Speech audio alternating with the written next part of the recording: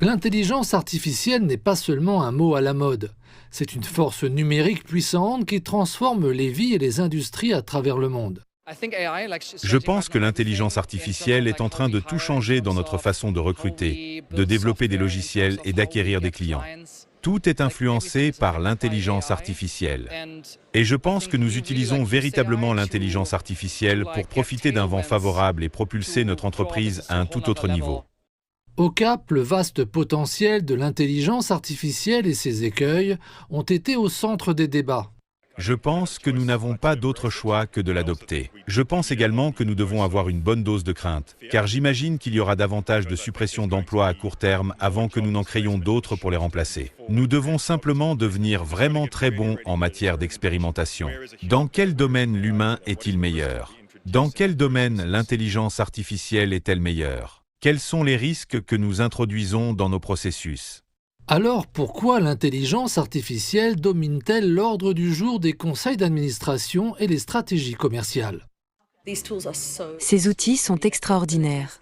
Leur capacité dépasse l'entendement. Pour moi, il ne s'agit pas de les interdire et de ne pas les utiliser. Nous devons les utiliser. Mais comme pour toutes les nouvelles technologies, nous devons le faire de manière éthique, légale et responsable. Je suis encore au début de ma carrière de comptable en management. À ce stade, j'ai beaucoup de connaissances, mais peu d'expérience. L'intelligence artificielle me permet d'accéder à beaucoup plus d'informations sur ce qui a été fait dans le passé. Elle m'aide à comprendre des concepts difficiles, car elle est patiente. Et elle m'aide à faire mon travail de manière beaucoup plus efficace et efficiente. Mais avec plusieurs millions de personnes encore déconnectées sur le continent, comment l'Afrique peut-elle suivre le rythme dans la course mondiale à l'intelligence artificielle? Le plus grand obstacle est probablement l'éducation de base. Il faut en avoir suffisamment pour pouvoir progresser. Et je pense que c'est le genre de déclencheur que vous donne l'éducation de base. Mais je pense aussi que l'accès à la connaissance est peut-être plus démocratisé que jamais. J'estime que l'intelligence artificielle est un bon moyen d'accéder à des informations de haute qualité en contournant les informations superflues et en vous permettant d'apprendre et de développer vos compétences à votre propre rythme.